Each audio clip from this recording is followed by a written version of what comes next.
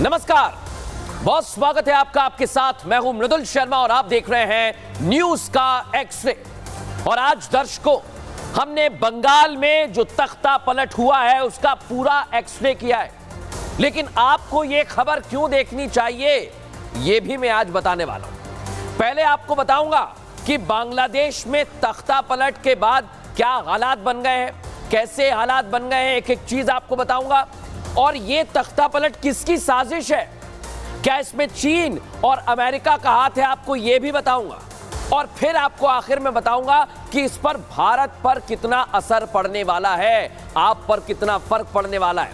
और आखिर में बताऊंगा वहां के हिंदुओं की कहानी, क्योंकि बांग्लादेश में हिंदुओं के घरों को जलाया जा रहा है। लेकिन पहले आपको बताता हूं कि बांग्लादेश में यह तख्ता पलट कैसे हो गया। एकाएक ऐसा क्या हुआ बांग्लादेश में कि शेख हसीना को बांग्लादेश छोड़ना पड़ा, एक एक चीज बताएंगे। बांग्लादेश में आरक्षण को लेकर आंदोलन शुरू हुआ दर्शक, लेकिन देखते ही देखते यह आंदोलन हिंसा में तब्दील हो गया। छात्रों के मुद्दों से आंदोलन शुरू हुआ और राजनीतिक रंग लेने लगा। तो पीएम शेख हसीना ने ढाका में कर्फ्यू लगा दिया और हिंसा को काबू में करने के लिए सेना को जिम्मेदारी सौंपी। लेकिन बांग्लादेश में विरोध रुकने की बजाय और ज्यादा उग्र हो गया दर्शकों, और हिंसा की इस आग में करीब 300 लोगों की मौत हो गई। वहीं अब तक एक ही दिन में, कल की बात बता रहा हूं मैं आपको, 100 से ज्यादा लोगों की जान चली गई। एक दिन में 100 लोग मर गए। भीड़ ने थाने में आग लगा दी। आप तस्वीरें देखिए जरा। करीब 17 पुलिस वालों की हत्या कर दी गई। भीड़ देखिए, पैर रखने की जगह नहीं, सभी सड़कों पर आ गए। हालात बेकाबू होता देख बांग्लादेश के सेना प्रमुख ने शेख हसीना से इस्तीफा मांग लिया, जिसके बाद आज दोपहर शेख हसीना ने पीएम पद से इस्तीफा दे दिया और तख्ता पलट होते ही शेख हसीना ने देश छोड़ दिया। शेख हसीना ढाका से भारत में आ गई। सोचिए आप, शेख हसीना का प्लेन गाजियाबाद के हिंडन एयरबेस पर पहुंचा है, जहां सैन्य अधिकारियों ने उन्हें रिसीव किया। जानकारी तो यह भी है कि एनएसए अजीत डोभाल शेख हसीना से मिलने पहुंचे। वहीं दूसरी तरफ अब बांग्लादेश की कमान सेना प्रमुख जनरल वकार उस जमान के हाथ में है, और वकार ने प्रेस कॉन्फ्रेंस कर कहा कि अब सेना अंतरिम सरकार बनाएगी। लेकिन बड़ी बात क्या है दर्शकों, सेना सरकार बनाएगी, लेकिन आखिर बांग्लादेश में हालात कैसे हैं, क्या हो रहा है, प्रदर्शनकारी क्या कर रहे हैं, अभी इस रिपोर्ट में दिखाता हूं।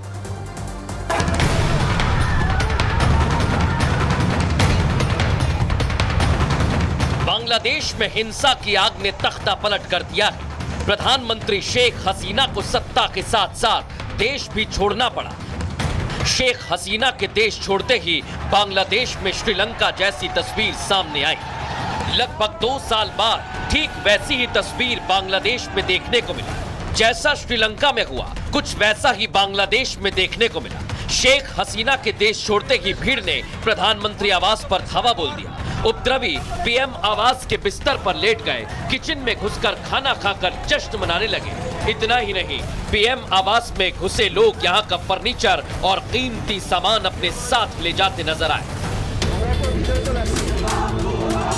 पीएम आवास के साथ पूरे बांग्लादेश में प्रदर्शनकारी हाथों में हथियार लिए सड़कों पर आ गए। कहीं मारपीट, कहीं आगजनी, कहीं तोड़फोड़। पूरे बांग्लादेश में हाहाकार मच गया।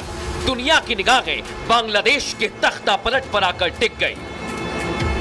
उपद्रवियों ने कुछ नहीं छोड़ा, जो दिख रहा था उसके साथ मारपीट की जा रही थी। कई दुकानों में तोड़फोड़ तक कर दी गई। उपद्रवियों के सिर पर जुनून सवार है। ये भीड़ शेख हसीना की हर निशानी मिटाने पर आमादा है। भीड़ ने शेख हसीना के पार्टी ऑफिस को आग के हवाले कर दिया। प्रदर्शनकारियों ने बांग्लादेश के संस्थापक शेख मुजीबुर रहमान की मूर्ति का सिर का हिस्सा हथौड़े से तोड़ डाला। बांग्लादेश की राजनीति में शेख मुजीबुर रहमान का कद कुछ ऐसा है जैसे भारत में महात्मा गांधी का। फिलहाल बांग्लादेश अब सेना के हाथ में है। अब देखना यह होगा, क्या यह हिंसा अपने आप थम जाती है या बांग्लादेश में मिलिट्री एक्शन देखने को मिलेगा। और जो दर्शक इस समय हमारे साथ जुड़ गए उन्हें बता दूं कि आज संपूर्ण एक्सरे किया है तो बांग्लादेश में क्यों हुआ है, कैसे हुआ है और पहले भी हो चुका है। इसका एक एक इतिहास आज हम आपके लिए लेकर आए हैं। केस 1 क्या कहता है समझ लीजिए। बांग्लादेश में 1975 में भी तख्ता पलट हुआ था दर्शकों। बांग्लादेश के पहले राष्ट्रपति शेख मुजीबुर रहमान की हत्या की गई। हत्या के बाद 15 अगस्त 1975 को तख्ता पलट हो गया। सैन्य अधिकारियों ने आज की तरह सत्ता पर कब्जा जमा लिया।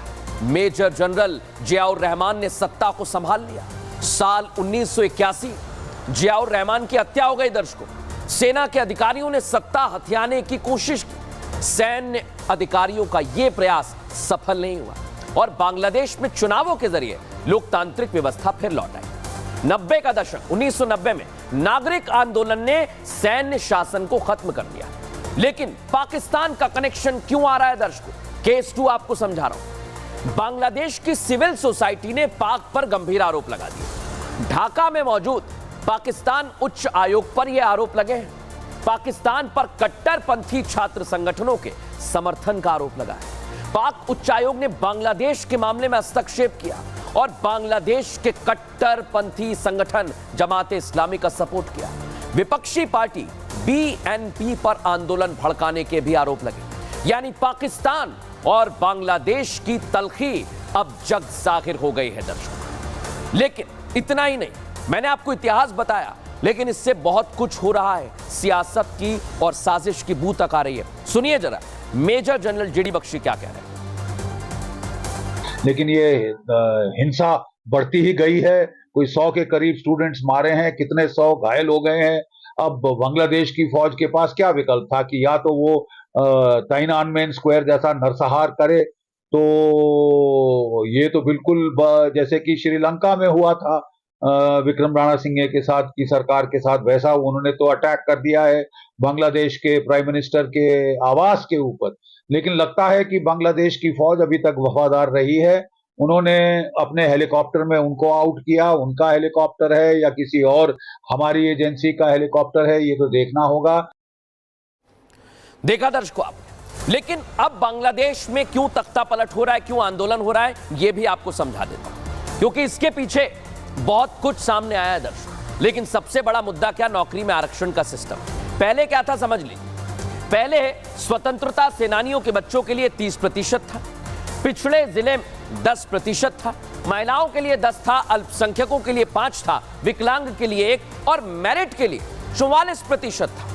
लेकिन कोर्ट ने हस्तक्षेप किया आंदोलन के बाद और इसे क्या कर दिया? अब जो आरक्षण है बांग्लादेश में समझ लीजिए, स्वतंत्रता सेनानियों के बच्चों के लिए 5% है, ट्रांसजेंडर और विकलांग के लिए 2% है और मेरिट 93% है। लेकिन ऐसा लगा कि यह भी बदल देंगी शेख हसीना, इसलिए यह विरोध बहुत ज्यादा बढ़ गया है। सोचिए आप, इतना बढ़ गया दर्शकों। लेकिन अब मैं आपको एक और चीज बताने वाला हूं। आखिर इतना बड़ा आंदोलन हिंसा में कैसे बदल गया? आप भी सोच रहे होंगे कैसे सरकार के खिलाफ यह आंदोलन हो गया। बांग्लादेश में प्रदर्शन की शुरुआत कब घटी? जुलाई से शुरू हुई थी दर्शकों। प्रदर्शन मुख्य रूप से आरक्षण के खिलाफ था और पिछले महीने दर्शकों प्रदर्शन हिंसक हो गया। इस हिंसा में करीब 200 लोगों की जान चली गई। ये आंकड़े बढ़ गए। सरकार ने प्रदर्शनकारियों से निपटने के लिए सख्ती की और सरकार की सख्ती से छात्र और ज्यादा गुस्से में आ गए, उग्र हो गए। सरकार ने प्रदर्शनकारियों को गोली मारने के आदेश दिए। सोचिए आप, याचिका लगाई गई और सरकार की याचिका के बाद मामला बिगड़ गया। यह प्रदर्शन आरक्षण से हटकर सरकार के खिलाफ हो गया, सिर्फ याचिका से। सोचिए आप। लेकिन मैंने आपको वादा किया एक एक चीज बताऊंगा। अब कैसे भारत ने 2009 में भी एक विद्रोह हुआ था, लेकिन उस आग को भारत ने दबा दिया था और तख्ता पलट को रोक लिया था दर्शक। वो आपको जाननी चाहिए, लिख लीजिए कहीं आप। ये बता रहा हूं आप। भारत बांग्लादेश का मददगार कैसे बना? याद करिए, 2009 में सेना की एक बटालियन ने विद्रोह किया और फरवरी 2009 में बांग्लादेश राइफल्स ने विद्रोह की शुरुआत की। इस विद्रोह में क्या हुआ? बड़ी संख्या में सैन्य अधिकारी मारे गए दर्शकों। अधिकारियों के परिवारों की भी हत्या कर दी गई। सोचिए आप, यह सैन्य अधिकारियों का सबसे बड़ा नरसंहार था। जैसे जैसे विद्रोह बढ़ता गया दर्शकों, हिंसा की आग और ज्यादा बढ़ती गई और शेख हसीना तब 2 महीने पहले ही देश की प्रधानमंत्री बनी थी। क्या हुआ उसके बाद? रक्षा विभाग उस समय हसीना के हाथ में ही था। उन्हें लगा कि बड़ा खतरा है, तो उन्होंने तुरंत भारत से मदद मांगी और भारत के तत्कालीन विदेश मंत्री प्रणब मुखर्जी से बात की थी। दर्शकों, प्रणब मुखर्जी ने उन्हें मदद का भरोसा भी दिया और फिर क्या हुआ, भारत ने पैराशूट रेजिमेंट की 6वीं बटालियन को तैयार कर दिया। बांग्लादेश में संभावित लैंडिंग का प्लान भी बना लिया गया था दर्शकों, और भारत ने बांग्लादेशी सैन्य नेतृत्व को कड़ा संदेश भेजा। सेना प्रमुख जनरल मोइनुद्दीन अहमद को चेतावनी दी गई। भारत ने जैसे ही चेतावनी दी, वार्निंग के बाद विद्रोह शांत पड़ गया और भारत की मदद से शेख हसीना की कुर्सी बच गई। दर्शकों, देख लिया आपने। लेकिन एक बार तो कुर्सी बच गई थी, लेकिन 1975 का कैसा तख्ता पलट था, मैं आपको वो बताने वाला हूं, क्योंकि उस घटना को आपको जानना चाहिए। जब तख्ता पलट के बाद शेख हसीना के पूरे परिवार का कत्ल कर दिया गया था, एक एक शख्स को मार दिया गया था। दर्शकों, तख्ता पलट में पूरा परिवार खत्म हो गया था। शेख हसीना बांग्लादेश के फाउंडर शेख मुजीब की बेटी है। 1975 में मुजीबुर रहमान का कत्ल कर दिया गया था, ऐसे ही भीड़ ने किया था। सेना ने बांग्लादेश में तख्ता पलट कर दिया, शेख हसीना के पूरे परिवार का कत्ल कर दिया, हत्या कर दी। शेख हसीना और उनकी बहन रेहाना उस वक्त जर्मनी में। शेख हसीना ने बांग्लादेश के राजदूत हुमायूं रशीद से बात की और हुमायूं का भारत के कई राजनयिकों से अच्छे संबंध की बातें हैं। हुमायूं ने हसीना के लिए भारत से राजनीतिक शरण मांगी थी उस दौरान, जब प्रधानमंत्री थी इंदिरा गांधी। इंदिरा गांधी ने तुरंत शेख हसीना और उनकी बहन को भारत बुला लिया, अभी भी भारत में है। इसके बाद हसीना का परिवार और वो पूरे परिवार के साथ दिल्ली आ जाती है। हसीना के परिवार को कड़ी सुरक्षा में रखा गया। दिल्ली में पंडारा रोड पर उन्हें घर भी दिया गया था। दर्शकों, जैसे आज वो भारत में तब भी थी। शेख हसीना के पति को नौकरी तक दी गई। करीब 6 साल तक शेख हसीना भारत में रही और 1981 में शेख हसीना वापस बांग्लादेश गई थी। बांग्लादेश अगले 15 सालों तक सेना के कब्जे में ही रहा। 76 साल की हसीना 1996 में बांग्लादेश की पीएम बनी थी। सोचिए आप, इतना कुछ हुआ है। लेकिन बांग्लादेश में जो तख्ता पलट हुआ है, अब भारत में अलर्ट मोड है। मैंने आपको बताया था कि भारत पर क्या फर्क पड़ेगा, तो पहले जान लीजिए बॉर्डर पर क्या हो रहा है। बांग्लादेश में उलटफेर के बाद बीएसएफ ने पड़ोसी देश से जुड़े हुए सभी बॉर्डर पर सुरक्षा बढ़ा दी है। देखिए आप, तस्वीर आपको दिखा रहा हूं, सीमा पर अलर्ट है। बीएसएफ ने 4096 किलोमीटर लंबी भारत बांग्लादेश की सीमा को हाई अलर्ट पर रखा है। सोचिए, इतनी बड़ी सीमा है। पड़ोसी देश में 1 महीने से अधिक समय से विरोध प्रदर्शन चल रहे हैं और ऐसे में बीएसएफ के महानिदेशक दलजीत सिंह चौधरी और वरिष्ठ अधिकारी भारत बांग्लादेश सीमा सुरक्षा की समीक्षा करने के लिए कोलकाता पहुंच गए हैं। बड़ी जानकारी दे रहा हूं आपको। इससे पहले हिंसक प्रदर्शन के बीच बांग्लादेश की प्रधानमंत्री शेख हसीना ने सोमवार को इस्तीफा दे दिया और अपनी बहन के साथ राजधानी ढाका से भारत में आ गई। गाजियाबाद के हिंडन एयरबेस पर लैंड किया उन्होंने। लेकिन इस मामले में आपको यह भी जानना चाहिए कि पूर्व राजनयिक क्या सोच रहे हैं, क्या कह रहे हैं। सुनिए जरा तख्ता पलट के बारे में क्या कहते हैं। हमने देखा है कि जो प्रोटेस्ट और डेमोन्स्ट्रेशन जो पहले स्टूडेंट्स ने शुरू किया था, बाद में कोई मतलब इस मौका छीन के कुछ ऐसे एंटी सोशल एलिमेंट्स जैसे कि जमाते इस्लामी और ये ऑपोजिशन बीएनपी पार्टी भी दाखिल हुए, और वो देखते हुए हमें लगता है कि हो सकता है कि कोई ऐसा मतलब विदेशी देश भी हो जिसका हाथ भी इस इन मामलों में हुआ होगा। पर यही है कि बांग्लादेश में शांतिशील एनवायरनमेंट सुरक्षा होना हमारे देश का हित में है। देख लिया दर्शकों आपने क्या हालात हैं और इसका इतिहास क्या है। लेकिन अब आ जाइए वर्तमान। आखिर क्या वजह है जो बांग्लादेश के हालात खराब हो गए? तो इसके लिए तरह तरह की बातें की जा रही हैं और कहा जा रहा है कि अगर बंगाल में अशांति है तो इसके पीछे अमेरिका और चाइना भी हो सकते हैं। बांग्लादेश में बड़ी बात यही है कि बांग्लादेश में हिंसा के पीछे क्या अमेरिका और चाइना हो सकते हैं, और यही तस्वीर आज मैं आपको बताने वाला हूं। लेकिन आप सोचिए कि सिर्फ बांग्लादेश नहीं, भारत के आसपास कितने सारे देश हैं और बांग्लादेश में बगावत की हर तस्वीर मैंने आपको दिखा दी। शेख हसीना के बांग्लादेश छोड़ने से लेकर पीएम हाउस में लूट कैसे मची वो भी आपने देख लिया। लेकिन इन तस्वीरों को देखकर आपको कुछ और भी याद आ रहा होगा। देख लीजिए, मैंने आपके लिए तस्वीरें निकाली। बांग्लादेश में जो आज हालात हैं ठीक वैसे ही श्रीलंका और अफगानिस्तान में भी बने थे, और ये दोनों पड़ोसी हैं। श्रीलंका में तख्ता पलट के बाद पीएम हाउस में लूट मची हुई थी। देखिए जरा, तस्वीर लाया हूं आपके लिए। अफगानिस्तान में तालिबान के कब्जे के बाद भी तस्वीरें सामने आई थी, और उन्हें तो कोई नहीं भूल सकता जब तालिबानियों के कब्जे में आने के बाद लोकतंत्र के खत्म होने की तस्वीर दिखाई गई थी। देखिए आप कैसे हालात थे। लेकिन आप सोचिए किस तरह से अभी हालात बने हुए हैं, और भारत पर इसका कितना फर्क पड़ेगा, भारत पर कितना असर पड़ेगा, वो मैं आपको दिखाता हूं।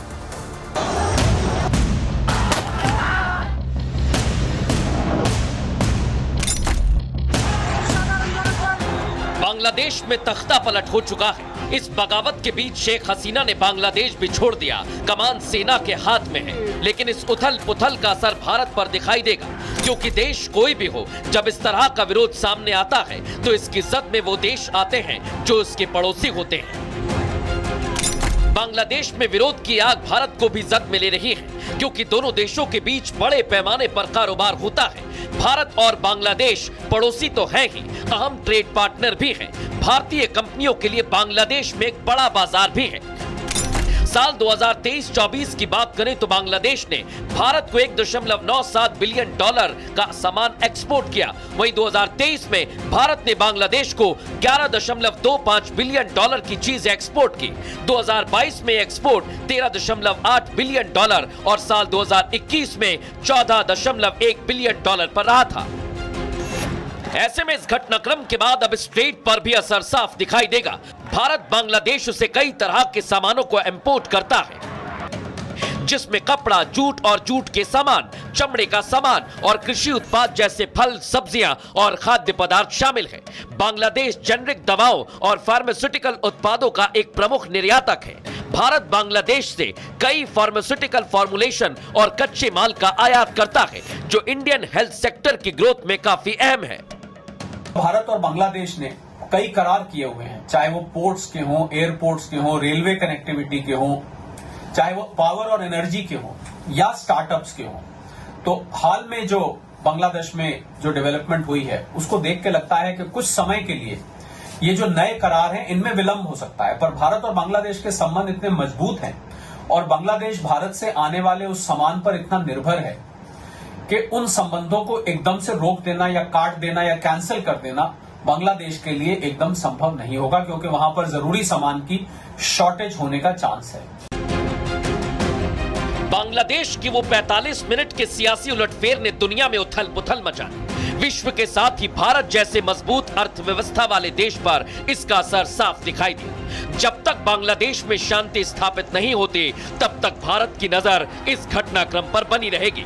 देखना यही है कि बांग्लादेश में स्थिरता कब आती है।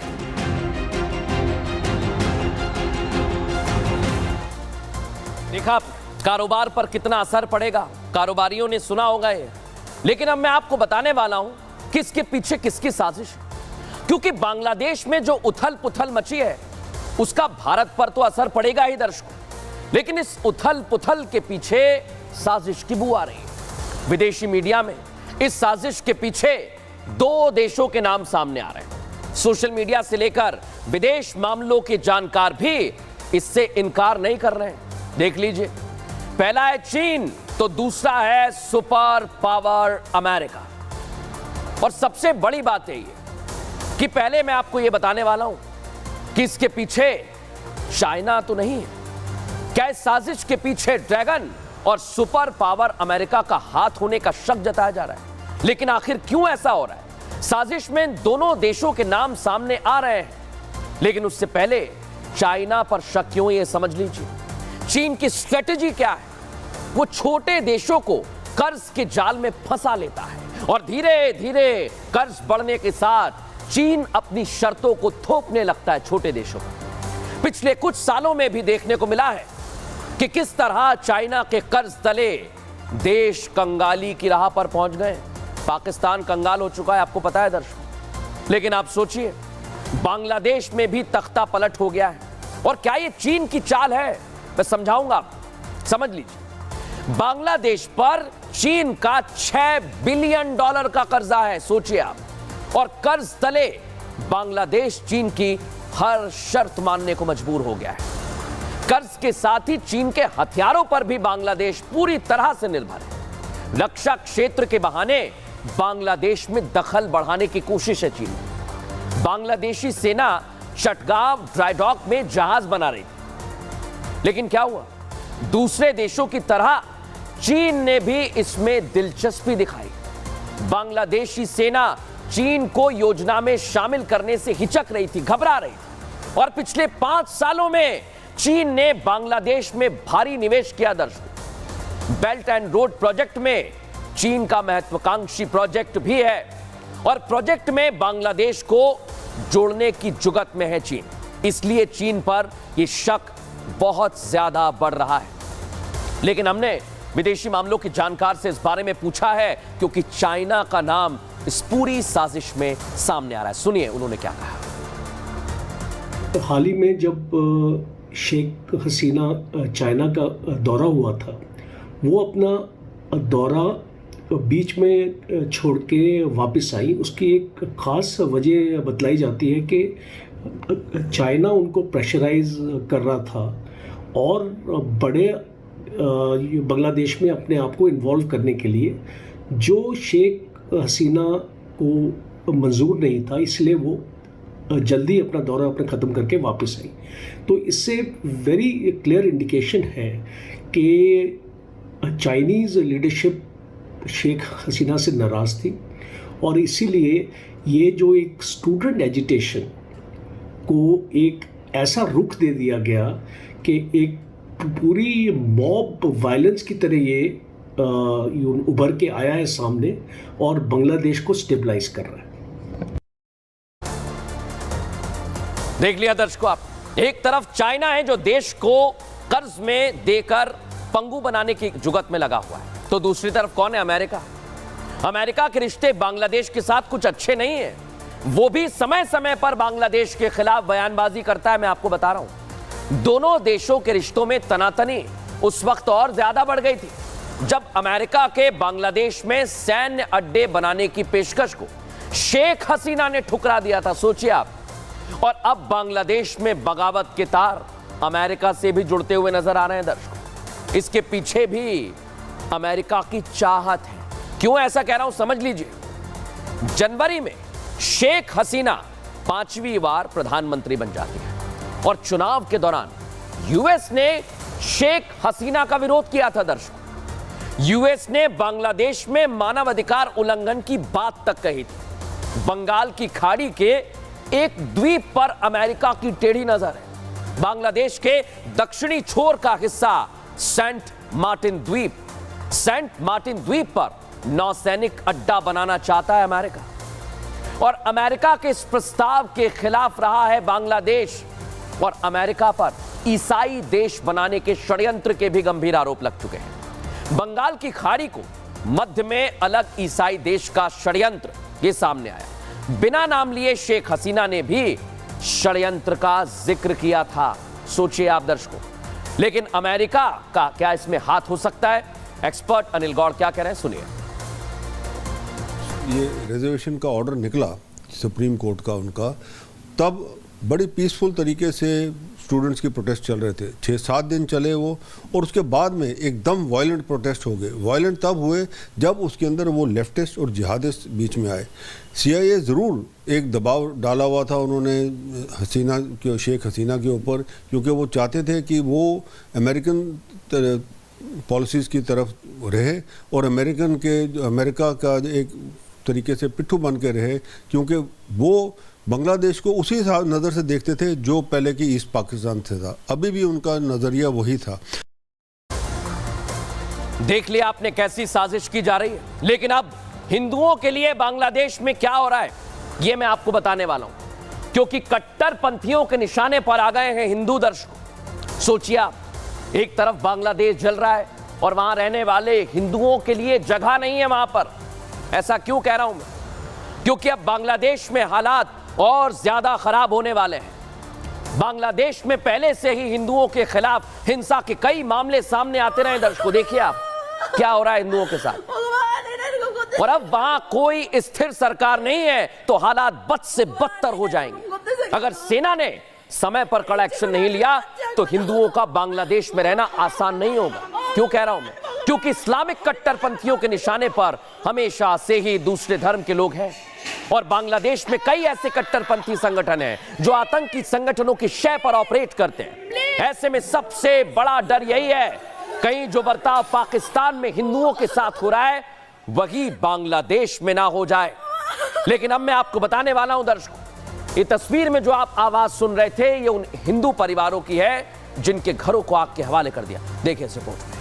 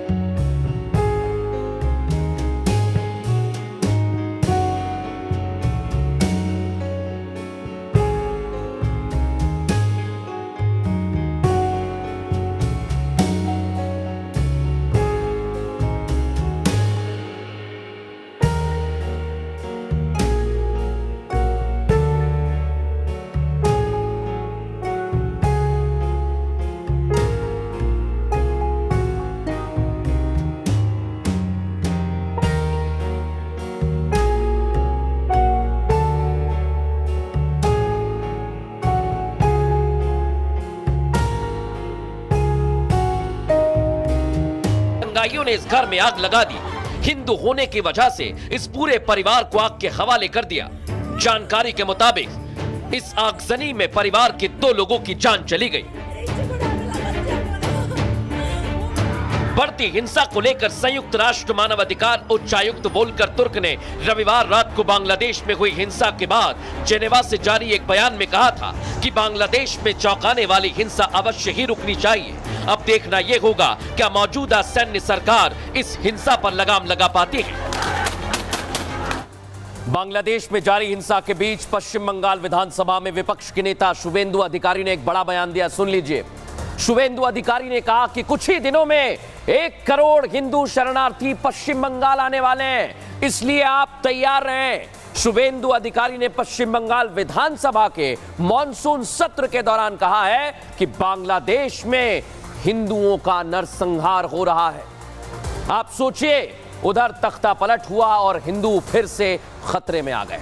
फिलहाल न्यूज का एक्सट्रे में इतना ही, लेकिन कल फिर हाजिर होंगे रोचक और जानकारी भरी खबरों के साथ। नमस्कार।